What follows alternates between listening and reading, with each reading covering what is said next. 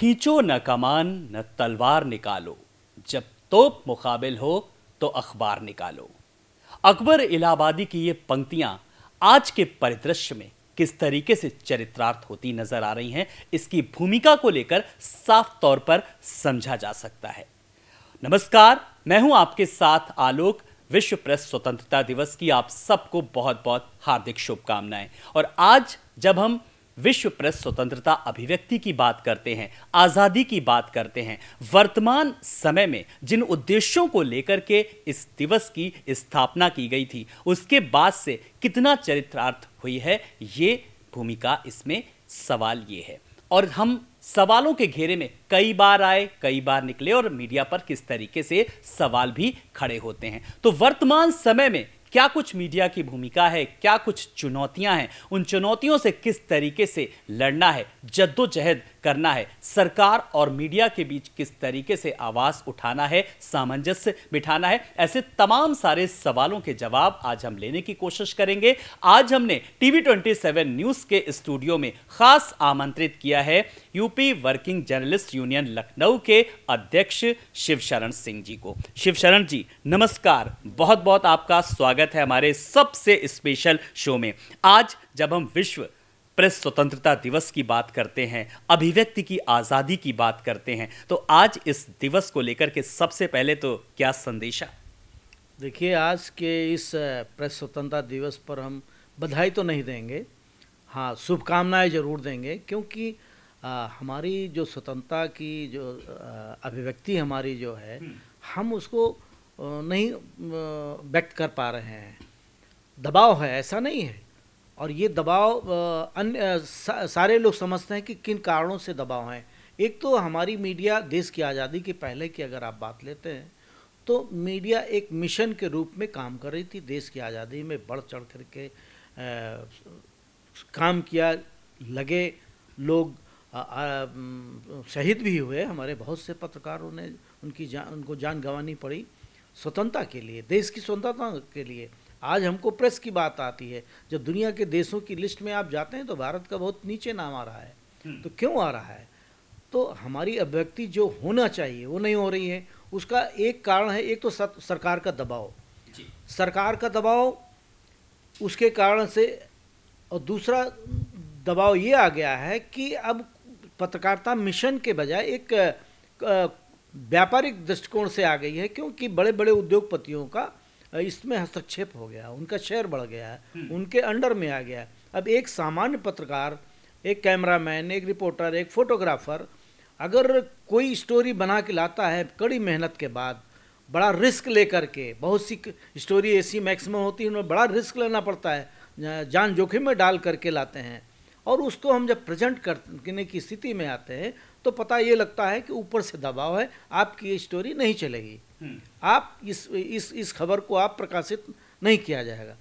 तो ये एक बहुत बड़ा है। ये आज़ादी हमको मिलनी चाहिए। हम पत्रकार हैं तो हम पत्रकारों को ये आज़ादी मिलनी चाहिए कि जो रिपोर्टिंग करके लाए हैं, वास्तविक कोई घटना है, कोई भी हो, हाँ राष्ट्र के विरोध में न हो, देश राष्ट्रहित में होना चाहिए। भाई मीडिया का काम क्या है? मीडिया का काम ये है कि वो जनता और सरकार के बीच में ब्रिज का, सेतु का काम करती है। वो जनता की जो आवाज़ होती है, जो सरकार तक नहीं पहुंच पाती है, जो राजनीतिक दल जो विपक्ष में होते हैं उनके द्वारा भी नहीं पहुंच पाती है, उस चीज़ को हम लेके आते हैं, उस चीज़ को हम व्यक्त करते हैं, उससे सरकार अपने एक्शन मोड में आती है। जिस तरीके से शिवशरण जी ने साफ तौर पर कहा, जनता और सरकार किस तरीके से जब लोगों के हितों की बात करती है, लेकिन वर्तमान समय की अगर मैं बात करूं तो सामाजिक प्रतिमान बदलते नजर आ रहे हैं। जो है कहीं ना कहीं जब हम प्रेशर को लेकर के बात करते हैं, जब हम दबाव की बात करते हैं, शिवशरण जी जब दबाव को लेकर के आपने बात की, और तमाम सारे जो संस्थान हैं दबाव में काम करते हैं, लेकिन बड़ी बात यह है कि इसकी शुरुआत कैसे हुई, कैसे अब हम निष्पक्ष काम करेंगे, इसके लिए हम कैसे प्रेरित होंगे, कैसे प्रेरणा लेंगे? देखिए, आपके सवाल का उत्तर हम बाद में देंगे, पहले तो एक चीज़ और समझ लीजिए। देखिए, मीडिया को मजबूत और स्ट्रांग करने के लिए भारत सरकार ने प्रेस काउंसिल ऑफ इंडिया का गठन किया आज़ादी के बाद। और प्रेस काउंसिल ऑफ इंडिया जो पीसीआई मेंबर हमारे होते हैं, उनसे उम्मीद होती है हर स्टेट से कोई ना कोई मेंबर जाता है उस काउंसिल में, और सुप्रीम कोर्ट का कोई भी जस्टिस जो है उसका चेयरमैन बनाया जाता है, एक सांसद होता है, अलग अलग उसके सांसद भी उसमें राज्यसभा लोकसभा के नॉमिनेट होते हैं। तो ये सब मिला करके एक काउंसिल ये बनती है, ये इसलिए बनती है अगर कोई पत्रकार, कोई मीडिया हाउस अगर किसी को गलत तरीके से प्रताड़ित कर रहा है अपनी खबरों के माध्यम से, तो वो एक्शन लेता है पीसीआई, हमारे संस्थान या हमारे खिलाफ। लेकिन अगर किसी पत्रकार का उत्पीड़न हो रहा है उसके संस्थान द्वारा या सरकार द्वारा या किसी के भी द्वारा, तो प्रेस काउंसिल इंडिया के पास ये राइट है, उसके पास न्यायिक अधिकार ये है कि उसके खिलाफ वो टीम भेजता है घटनास्थल पर, कहीं भी उत्पीड़न हो जाता है, जैसे महिला आयोग है, अनुसूचित आयोग, ऐसे इसी टाइप में है ना, तो हमारे पत्रकारों को एक मजबूती मिलती है कि हाँ हम निडरता से काम करेंगे। लेकिन वो हाथी के दांत दिखाने के लिए रह गया है पीसीआई के पास कोई राइट नहीं है राइट सब, लेकिन वो इतने दबाव में, इतने रहमो करम पर हमको लगता है कि ये पूरा काउंसिल बनता है कि वो कोई काम नहीं करते हैं। कोई भी, चाहे प्रिंट मीडिया को ले लो चाहे इलेक्ट्रॉनिक मीडिया को ले लो, बड़ी बड़ी घटनाएं हो जाती हैं। उसमें होता क्या है भाई, बहुत से पत्रकारों का निधन हुआ है, चाहे वो किसी भी राज्य में ले लो, बिहार में ले लो, यूपी में ले लो, तो या साउथ में चले जाओ वहाँ ले लो, या पश्चिम बंगाल में ले लो, या जम्मू कश्मीर में ले लो, लेकिन पत्रकारों को न्याय नहीं मिला। होते होते क्या है कि हम लोगों की मेमोरी बड़ी कमज़ोर है, भारत के लोगों की बड़ी कमज़ोर है, भूल जाते हैं कुछ क्षण बाद, तुरंत भूल जाते हैं हम अपने कि हमारे भाई के लिए क्या हुआ था। तो कुल मिला के अगर वास्तव में हमको स्वतंत्रता चाहिए पत्रकारों को, इसके लिए सरकार को ध्यान देना पड़ेगा। उसको जो हमारे संविधान में हमको स्थान दिया गया, प्रेस काउंसिल ऑफ इंडिया का गठन किया गया, उसको आप बिल्कुल एक्टिवेट करिए। ये नहीं कि वो खाली एक कठपुतली बन के रह जाए केंद्र सरकार का, लेकिन ये केंद्र सरकार के दबाव में जो ये काम चल रहा है, इसकी वजह से। अब आप एक छोटा सा एग्जाम्पल आपको दे देते हैं कि पिछले 14 वर्षों से 2018 में जब उत्तर प्रदेश में प्रेस मान्यता समिति का गठन हुआ, उसके पिछले 14 वर्षों में विभिन्न सरकारें आई, चाहे मुलायम सिंह जी के रहे हो, चाहे मायावती जी के रहे हो, चाहे कल्याण सिंह, राजनाथ सिंह के रहे हो, लेकिन कोई प्रेस मान्यता समिति उत्तर प्रदेश में गठन नहीं हुआ। जब हाई कोर्ट में हमारे पत्रकार साथी, बहुत से यूनियन और संगठन गए, तब जाकर के भारत कोर्ट के आदेश पर प्रेस काउंसिल ने ये डायरेक्शन सारी राज्य सरकारों को दिया कि आपने सीधे डायरेक्ट सूचना निदेशक से जो मान्यता आप दे रहे हैं पत्रकारों को, जो भी सुविधाएं आप दे रहे हैं, उसके बजाय आप प्रेस मान्यता समिति का गठन करिए। तो 14 साल बाद 2018 में प्रेस मान्यता का कमेटी का गठन हुआ। तो कमेटी में जब हमारे मेंबरान पत्रकार ही होंगे, इलेक्ट्रॉनिक मीडिया, प्रिंट मीडिया, तो हम लोग समझते हैं कि कौन पत्रकार कितना जेन्युइन है, किसने अच्छा काम किया है, किसको मान्यता दी जानी चाहिए। ये नहीं कि किसी विधायक की सिफारिश पर, अब कमेटी नहीं थी तो देखो पिछली सरकारों में नाम नहीं लेंगे, किसी विधायक ने सिफारिश कर दिया, किसी जिलाध्यक्ष ने सिफारिश कर दिया, इनको मकान देना है, सरकारी आवास देना, इसलिए इनकी मानता। भाई तो जो हमको मूल अधिकार हमको मिलने चाहिए वो नहीं मिल रहे हैं। बिल्कुल, लेकिन जिस तरीके से शिवशरण जी ने अधिकारों की बात की, यहाँ एक बात मैं बड़ी बेबाकी से कहना चाहूंगा, एज बिंग जर्नलिस्ट, लगातार पत्रकारों के हितों को लेकर के बात उठती है, तमाम सारे संगठन आवाज उठाते हैं, बात करते हैं, लेकिन शिवशरण जी को मैं देख रहा हूं जिस तरीके से इस दौर में पत्रकारिता के पत्रकारों के हितों की बात करते हैं, चाहे वो मान्यता प्राप्त पत्रकार हों, उनके लिए किस तरीके से, जो उनकी सुविधाओं को लेकर के बात करें या अन्य सुविधाओं को लिए। मैं आज फिर कह रहा हूं, बड़ी बेबाकी से मैं आज ये सवाल कर रहा हूं। शिवशरण जी, जब हम पत्रकारों के हितों की बात करते हैं, आप समय समय पर आवाज उठाते रहते हैं, लेकिन आज भी जो समस्याएं हैं मूलभूत, आपका अपना आकलन क्या कहते हैं कि आज के इस दिवस के दिन अगर मैं ये सवाल आपसे नहीं करूंगा तो मुझे लगता है ये मेरा जो स्पेशल शो है ये अधूरा रहेगा। किन समस्याओं पर अभी भी मुखर होने की जरूरत है? देखिए, मुख्य बात वहीं पे आके अटकती है जी। अगर हमारे अधिकार, हमारी लेखनी बंधक न रखी जाए, देखिए हमको हम पत्रकार हैं, हमको अपना वेतन चाहिए, हम कैमरामैन हैं, फोटोग्राफर हैं, हमको समय पे सैलरी मिलनी चाहिए, उचित जो होता है काम का एक समय पीरियड होना चाहिए। वेस्ट बोर्ड की ने जो बोला है, किसी भी संस्थान में वेस्ट बोर्ड की रिपोर्ट लागू नहीं है। क्यों नहीं लागू है? हमारे पुराने पत्रकार साथियों ने, संगठनों ने, यूनियन ने, एसोसिएशन ने बड़ा संघर्ष किया, इवन सुप्रीम कोर्ट तक गए। तब वेस्ट बोर्ड का केंद्र सरकार ने गठन किया और लागू किया कि इनके मानक के अनुसार इन जो श्रमजीवी पत्रकार हैं, जो लेबर एक्ट में आते हैं, उनको इतनी सैलरी मिलनी चाहिए और काम के घंटे इतने होने चाहिए। हमारे आपके काम के घंटे कितना है? 12 घंटे, 14 घंटे, जितना ले जाए। No limit. No limit. क्यों? लिमिटेशन है। तो इस पर जो पूंजीपतियों का आधिपत्य हो गया है मीडिया हाउसेस पर, इसलिए हमारा वेस्ट बोर्ड की जो रिपोर्ट है वो उसको दरकिनार कर अब हो क्या रहा है, कॉन्ट्रैक्ट पे बेस पे, क्योंकि उसमें पीएफ नहीं, उसमें पीएफ हम लोगों को मिलता था। कुछ संस्थान हैं जो पीएफ भी दे रहे हैं, तो उस योजना का भी लाभ हमको मिलता है, इंश्योरेंस की योजना का लाभ मिलता है। जब आप कॉन्ट्रैक्ट बेस पे रखते हैं, व्हाट्सएप ग्रुप पे आपने कल डाल दिया, कल आपसे नहीं, आप ग्रुप के बाहर आपकी नौकरी गई। क्या है भाई ये इसको क्या कहेंगे? जब हमारी सुरक्षा नहीं होगी, हमारी जॉब की गारंटी नहीं होगी, तो हम काम कैसे करेंगे, किसके लिए करेंगे? बिल्कुल, आपने तो ये बहुत सही समझा। और सवाल भी किस तरीके से तमाम सारे हैं। जब एक पत्रकार को लेकर के बात करते हैं, उसका दर्द, उसका मर्म आप बखूबी समझते हैं। एक सवाल का जवाब बहुत अहम है। इतनी सरकारें आई, आवाज़ उठाई गई कि एक पत्रकार, जब सबके लिए एक संगठन बना है, एक आयोग बना है, लेकिन पत्रकार को अभी भी कहीं ना कहीं उसके लिए एक लेबर कोर्ट ही उसको जाना पड़ता है। इस पर कितना काम हो रहा है? फिर वहीं पे आ जाते हैं। लेबर कोर्ट जो है उसको कोई भी सरकार है, जो श्रम विभाग है उसको सरकार क्या करती है? अब मुख्यमंत्री नाराज हो गया, हमारा अखबार है, हमने 2 लाइन हमारे रिपोर्टर ने लिख दिया, भाई हम तो आईना दिखाएंगे जनता का, कोई बात गलत चली गई, गलत हो गई है सरकार के अधिकारियों द्वारा, तो हमको तो कोर्ट करना है ना, वरना हम काहे के निष्पक्ष पत्रकार रहे। हमने कोर्ट किया, पता लगा श्रम विभाग से एक नोटिस चली गई।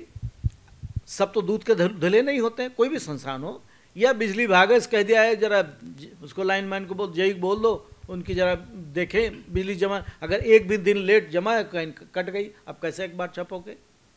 तो ये सरकारी जो दबाव होते हैं ये दिखाई नहीं पड़ते हैं, लेकिन उसी संस्थान को दिखाई पड़ते हैं, वो जो झेलता है, जिसके ऊपर ये आती है।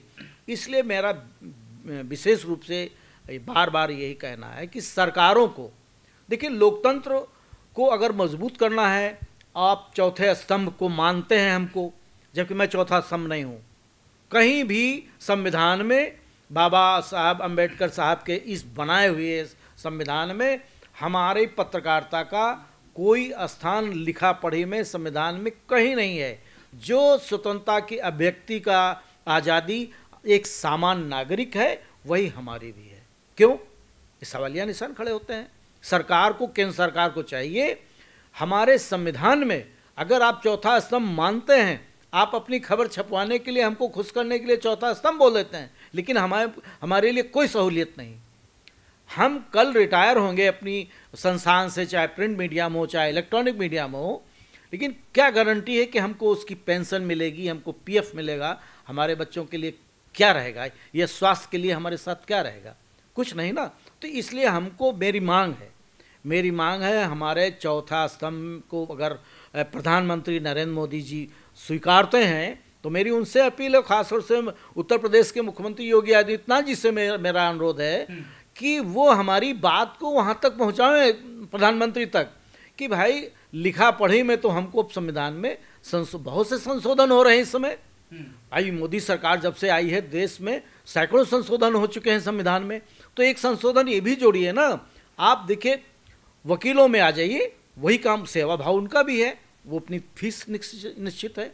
हमारा भी पेशा सेवा है, सेवा भाव से हम पत्रकारिता करते हैं, लोग सेवा करते हैं, हमारी कोई फीस नहीं है, हम सैलरी बेस पे काम करते हैं, तो हमारी सैलरी की गारंटी भी नहीं है। तो गारंटी है, ये जितनी दिक्कतें हैं इनको लाने, मजबूती से खड़ा करने के लिए, दिलाने के लिए केंद्र सरकार को चाहिए हमको संविधान में वो स्थान अलग से दे कि पत्रकारिता में इनकी सुरक्षा की गारंटी ये है, इनकी जॉब की गारंटी ये है, जो भी डिफरेंट हमारी आवश्यकताएं हैं, तब आपका ये लोकतंत्र भारत का दुनिया का सबसे बड़ा लोकतंत्र है।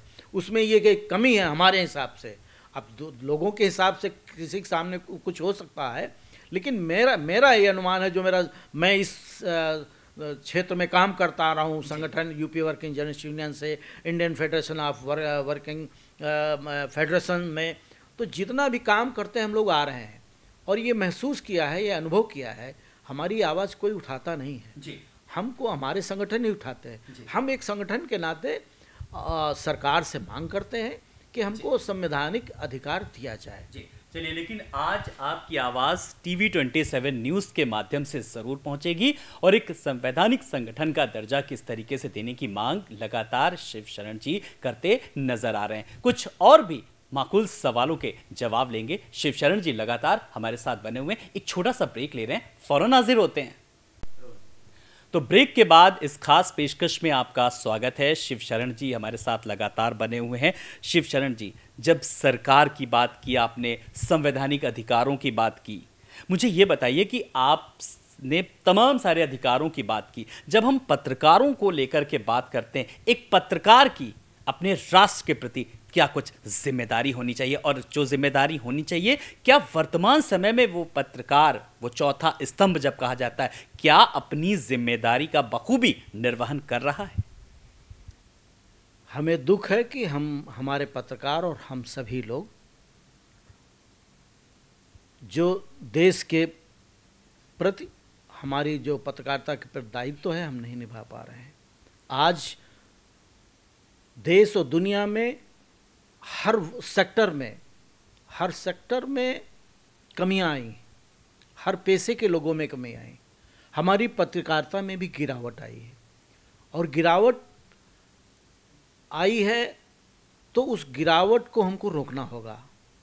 गिरावट कैसे? मान लिया कोई एक पत्रकार चला गया किसी काम के लिए, किसी खबर के लिए, और छोटी सी खबर है, सामने वाले ने उसको थोड़ा प्रलोभन दिया, अब पता लगा वो प्रलोभन में आदमी, हमारा पत्रकार जो है, उस खबरी को गायब कर दिया, वो संपादक तक खबर पहुंची ही नहीं।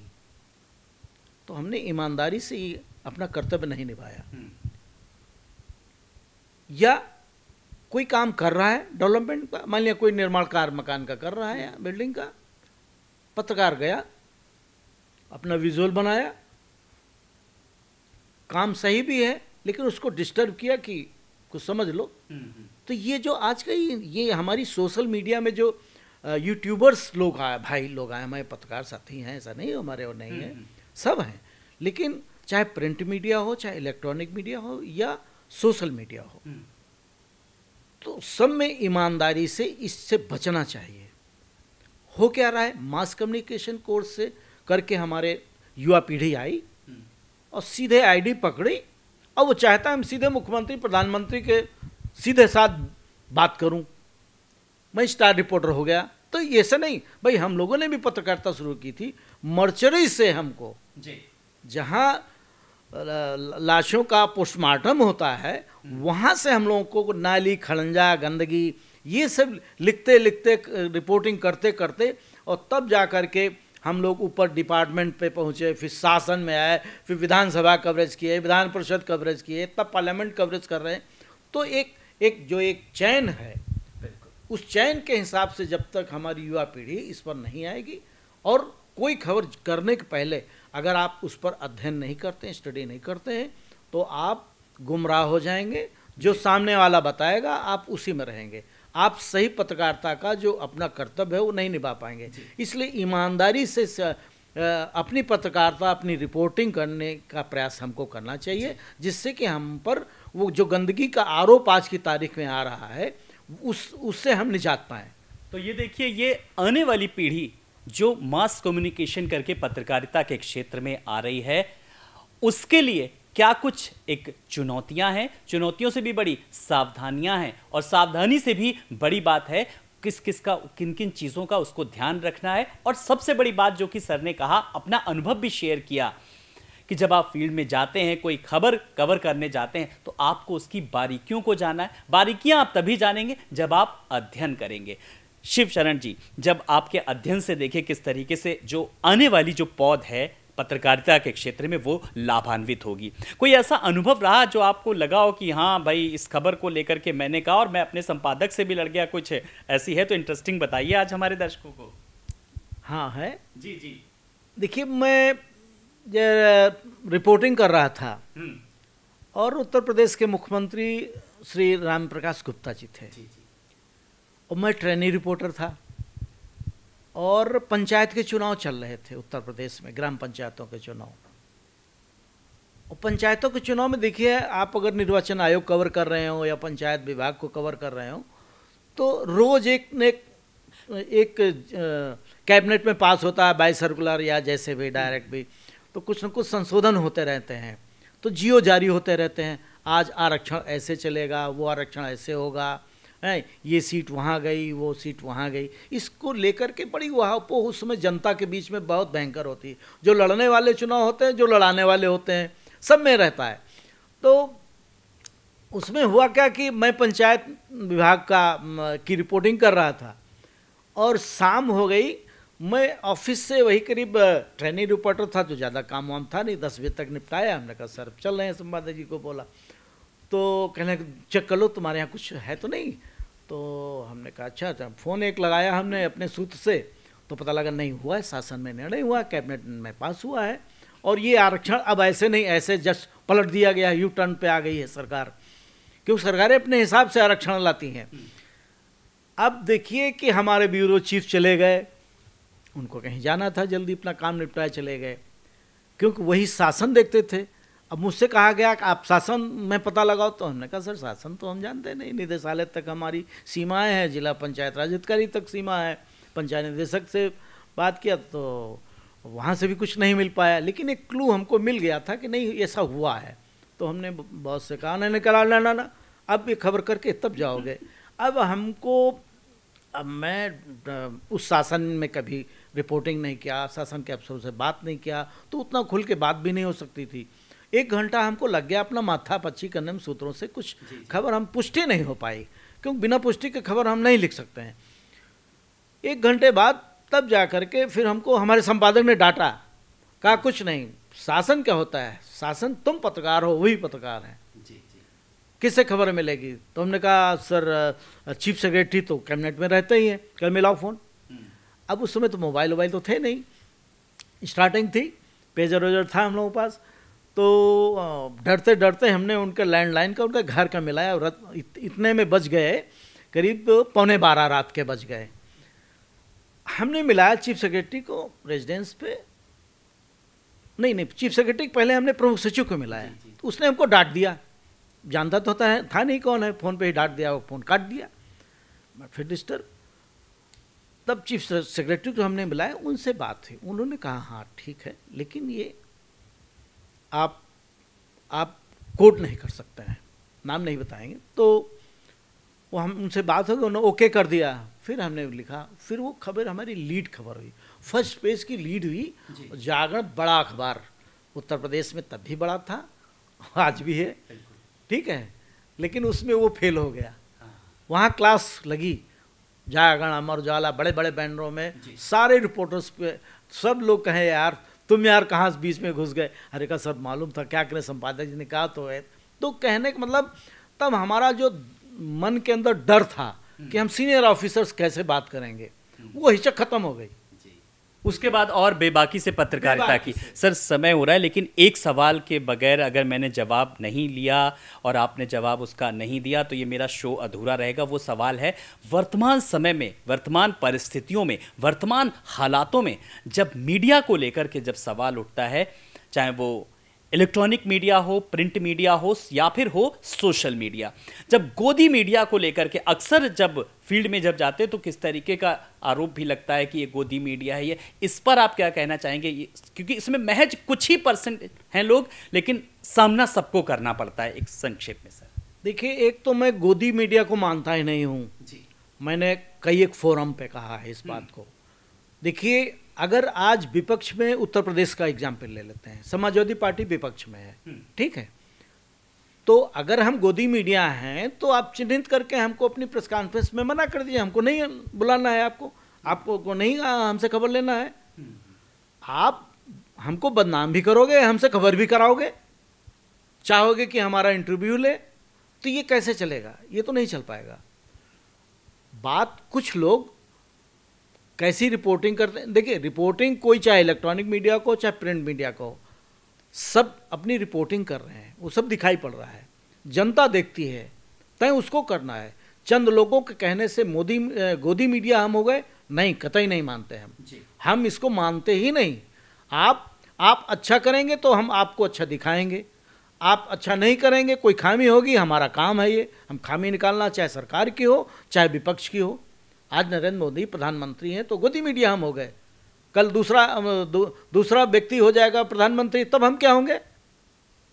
तब आप फिर बुलाएंगे। आप हमसे दोस्ती भी रखना चाहते हो, गरियाना भी चाहते हो, ये कैसे चलेगा?